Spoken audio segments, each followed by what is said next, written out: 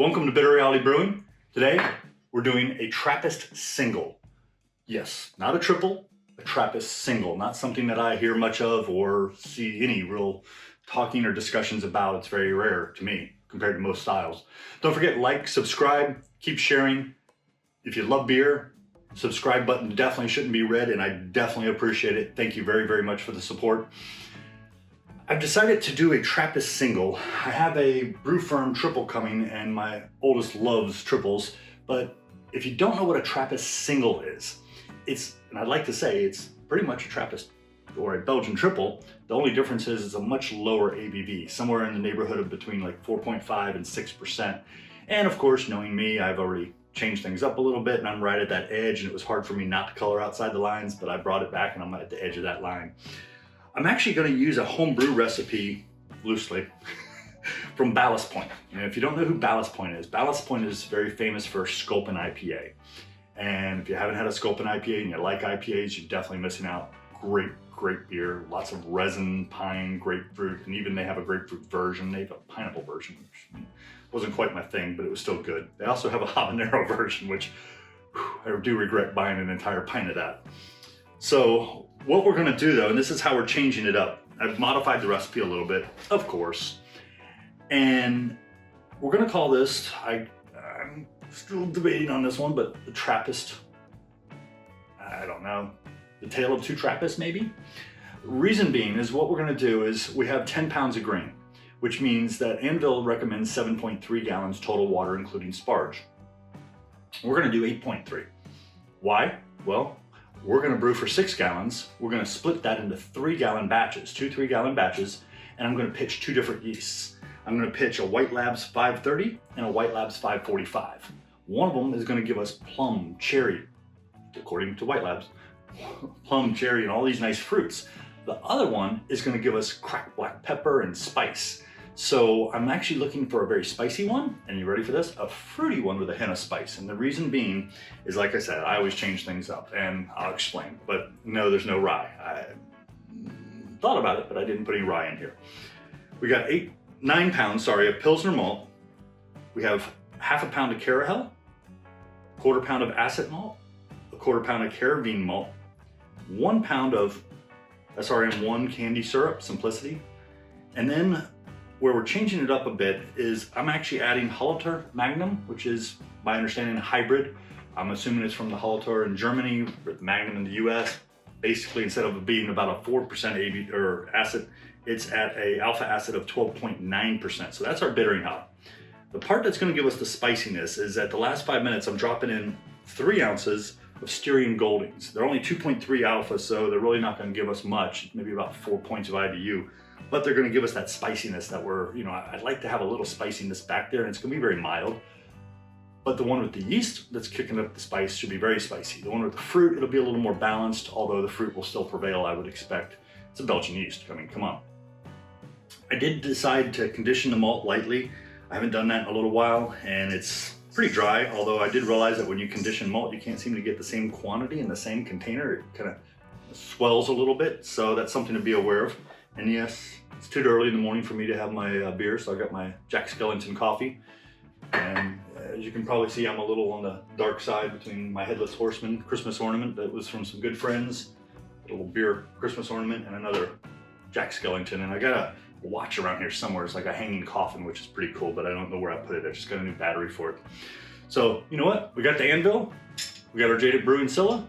Let's get brewing. And if you haven't tried one of these things, just from my link alone, I know 9 of them were sold last year, and I know there's at least 9 people that watch these videos that are going, wow, what a time saver, saves me a ton of time. I'll make sure I always leave a link down below on any of the equipment I'm using, or at least the majority of the equipment. Sometimes I forget, but click the link down below, check it out. Once you have a Jaded Scylla, you're like, oh my God, why didn't I have one of these sooner? This is insane. It saves me so much time. It's so efficient. It's all about getting things done quick and at the same time, quality. Let's get brewing. Okay, we're at 148 Fahrenheit, time to mash in. I know a lot of people are thinking, well, why wouldn't you be at 150, 152 knowing it's gonna drop? The Anvil at 100% power maintains temp amazingly well. Another system, yeah, maybe. But this system, no, we're good. 148, it'll stay 148. You'll watch it maybe go up and down 1 degree. I'm good with that. Once we get mashed in, we'll drop it down to at least 60% power. Sometimes I've had to drop it to 55 just to keep the maintenance, because it will spike a little, so you got to keep that down. We're going to use the small batch adapter, which we always use nowadays because it helps with our brew house efficiencies. Pretty much, I've almost pretty much proven that, at least for me. Always be careful too, things a little sharp, and it just is what it is. And you will have a tiny gap here or there, but very minor. And then there's one side here, as you'll see, that's where you leave the gap, so you're all good. Okay, we're gonna go ahead and drop that in there.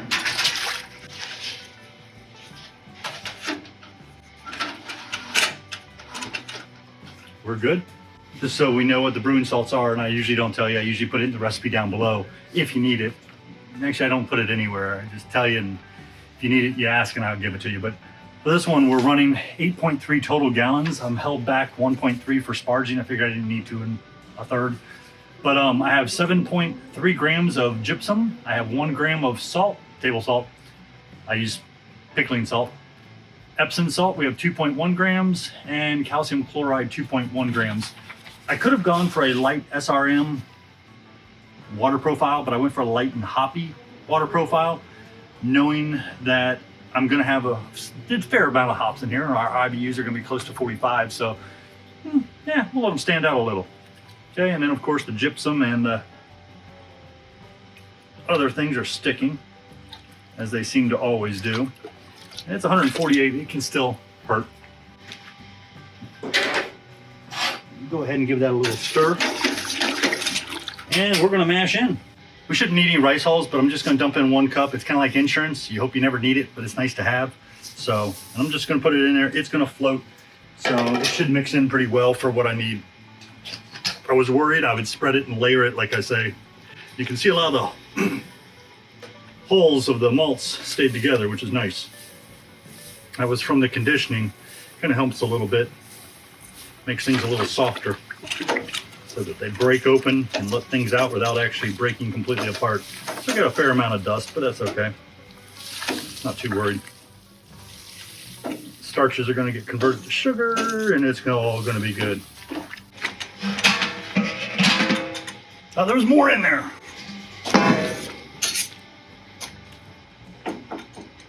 Pump on. Let's see here. Oh, we have flow. Wasn't expecting much. Okay, see if you can see that. It looks like water. I'm okay with that. We want a very low color. Okay, but we're at 75 minutes at 148 Fahrenheit. I'm gonna go ahead and lower the power down. And I see we're at 150 already.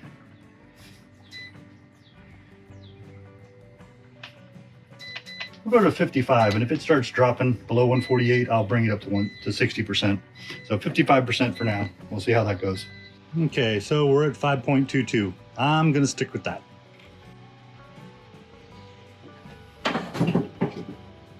Okay, 55% power. We're 147 actual, 148. Like I said, we're all good. I'm gonna kick it up to 168. We'll be there for 10 minutes, and then we will sparge out. And I kick this up to 100% for a few minutes just so I can get up there. And then once I do, I'll bring it back down.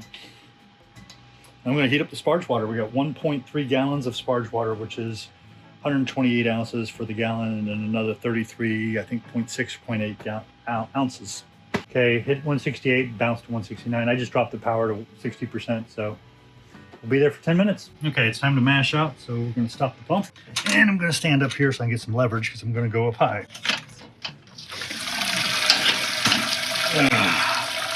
Yeah, I don't know if I want to go any higher than that. It's time to sparge. We're sitting at about 172 on the sparge water. Give that a minute to drain. We're at 172 and climbing. I'm going to just let this drain for a little bit. Once we get close to a boil, I'll pull it off. And like I think I've shown you before, I have 1 pot. I use this pot. I have a lot of pots, but this 1 pot. I use this pot for the crushed grains to dump in. Then I turn around and I use it for the sparge water. And then I turn around and these little tabs sit right on top, and it sits and drains a little bit more. So good versatile thing to have, a nice sized pot that you can brew with your all-in-one. I know it says all-in-one, and I don't know how they would do sparge water, you know, and then add it. But sometimes even all-in-ones need a little help. Okay, we're at 203 Fahrenheit. We're getting ready to boil here soon. The alarm went off at the 200 Fahrenheit. That just is kind of a warning for people who are new to Anvil. It says, hey, you're 200 Fahrenheit, you're getting close to boil. Pay attention. I suspect we'll have the foam, plus we got a gallon extra here, so I really don't want to boil over. So I have the 5-star defoam that we've been using, and it's been working amazingly well, and literally just a tiny drip is all it takes.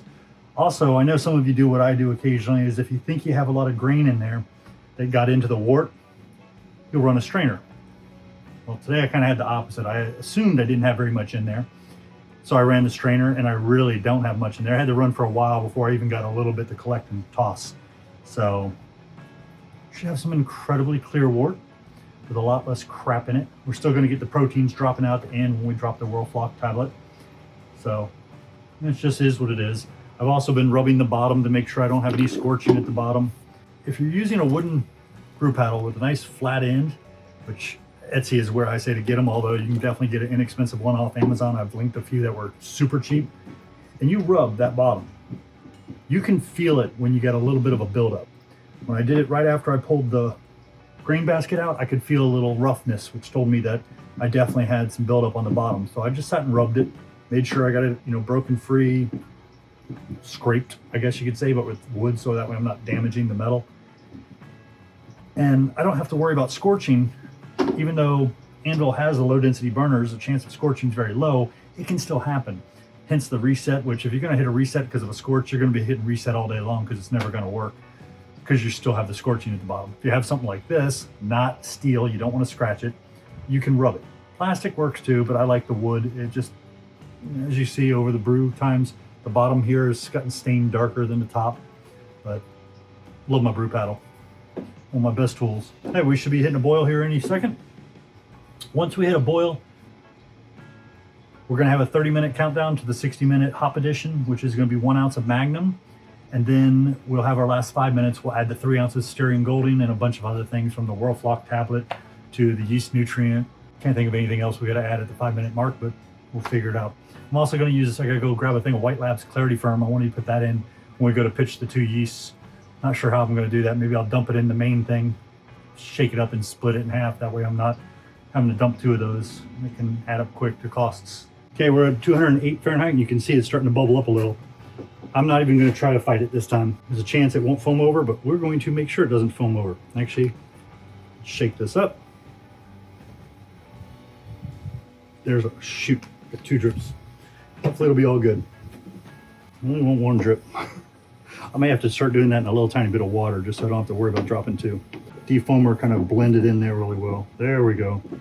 Look at that. I'm not even going to say gold. It's like super light colored. It almost looks like a cream soda. There we go. We're getting a nice break. People who don't brew a lot, you always want to get that nice break. And if you got that break, you should be good. If you don't have that break and that foam is covering it, you're going to end up with a boil over. That foam traps too much heat and it just pushes it up straight up. We're at 211. I'm going to count this as the 90-minute start. And like I said, we got 30 minutes before we do our 60-minute hop addition. Okay, not sure if I call this intermission or what, but I decided the beer of the day will be Bright White from Bell's. Basically a Belgian-inspired wheat ale. It's a wit, a Belgian wit. And there you go, you can see all the... There is yeast and there's, look, there we go. I know everybody loves clear beer, but that looks like little bits of grain and even a little coriander floating around in there. So, and I love Bell's beer and I'm not busting on them. I'm just saying sometimes clarity is not as important as the taste and the beer itself. And got quite a bit of things going on in there, but you know what? It tastes amazing, so I don't care. And I actually got it in my Sierra Nevada glass, so need a Bell's glass, I guess. Okay, here we go. We got our 60-minute edition, 30 minutes in. 1 ounce of Magnum, Hallertau Magnum. And someone did ask about this, and I do like to give it a little bit of a stir just to make sure the wort's kind of flowing through. It's a really, really hoppy beer. I'll stir and stir and stir and end up half the hop matter, even though it's a 300 micron. 300 or 400, I think it's 400. Will actually escape, and it is what it is. But for this, it's just a bittering. We're all good. We'll let that go for 55 minutes. before we start doing all of our final additions. Okay, we're on the last 5 minutes. 3 ounces of Styrian Goldings. Go ahead and drop that bad boy in there. Go ahead and drop a crushed half a Werflock tablet.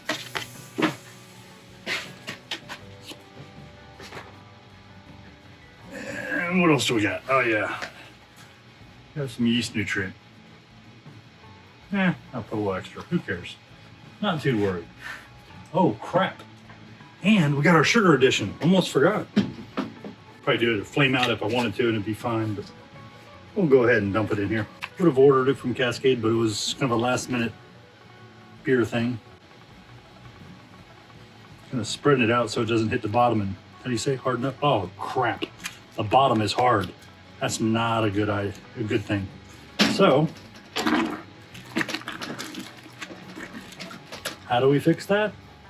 Sadly, getting dangerous. Turn this bad boy on. And we'll get a little beer in there, a little hot beer. Might be why they make this out of aluminum foil or whatever the heck it's made out of. I'm not opposed to cutting these open. I've done that before. Okay, so we have a problem with our simple sugar.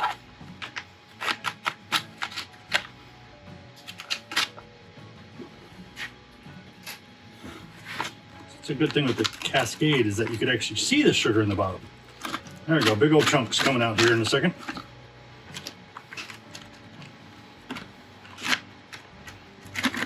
There it goes, as it splashes down and gets me all burnt.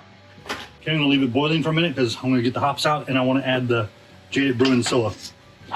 Burn my hands. Drop this bad boy in here so it can get a little sterilized. Okay, well that temperature is dropping, I'm gonna clean up a little. So we're sitting at 6 gallons with the Jaded Scylla in there, which means our boil off was still a little high. So we may have to top it off a little bit with some distilled water to balance it out. But I'm good with that. I'm gonna dump it on here. We'll get an original gravity and we'll find out where we're sitting before we split it in half. Okay, I just want you to see this before I split it into 2 halves. We ended up at 81.7 brewhouse efficiency, which is awesome. And that was even after I had to add more distilled water because I had my boil off was a little high again. It's going close to 5 3/4 when I was shooting for 6 gallons. So, you know, I have to work on that. I'll adjust maybe the power a little bit. Somebody made a recommendation there. But I put a little bit of straight oxygen. This is something new I've never done before. I hit it with a little burst. I should have the filter on there. I'm having problems getting the filter on there. But, nah, I'll take the risk. I'm gonna split this in half into 2 3 gallons and then we'll pitch the yeast and we'll be done for the day. I want you to see all the proteins accumulated. Even though it looked really clear, still got a lot of that coagulation from the gluta something. Okay, I'm gonna say it was a successful day. We exceeded brewhouse efficiencies, which is awesome. Hitting like 81.7, which means instead of 6%, we're gonna be at 6.1. Assuming the final gravity, which one of these is gonna ferment out a little more than the other, according to Beersmith, which means we might be sitting even a little higher. We'll have to see. It was quite low FGs that I'm not used to seeing, at least not even for Belgian yeast, so we'll have to see. This is the 545. 545 should give us not only the spice, a little hint of fruit maybe, but spice definitely from the hops. We should see bits of sage and cracked black pepper from White Labs 545, which is right here. And then over here, we should see esters from pear, dried cherries or dark cherries, and I want to say it was plum. So it should be very fruity with a hint of spice from that of the hops. So I'm gonna go ahead and pitch the yeast. We got our 545 here, which I have another one. Let's see if I can find the stir bar in there. I don't know, it smells a little fruity to me.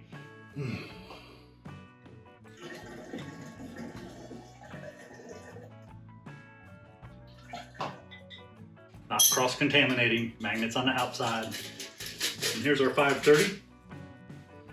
I definitely smell lots of fruit. I know somebody complain about me smelling it. As long as I'm not breathing down in it, it's all good. Haven't had a problem like that. Okay, so we're sitting about here. And I'll take the risk. Smelling the yeast has saved me before, because if I smell it and it doesn't quite smell right, doesn't smell bad, it just doesn't smell right from what I'm used to, yeah, I'll use a different yeast in a heartbeat, because I don't want any issues. Okay, I'm gonna put the bubblers on here. I'm gonna drop them in the fermenter. I'll have to double check the temps. I wanna say it's about 66, 68. I'm definitely gonna ride it about probably 2 degrees from whatever the upper echelon is that matches both. So if one's a little higher, I'll be down here. That way we can see if we can't drum up some more of those esters and flavors and smells and aromas and all those yummy, yummy things. Don't forget, like, subscribe. If you love beer, nail that subscribe if you haven't already. Hit that and keep sharing. Definitely appreciate the support. Thank you very much for joining us here at Bitter Reality Brewing.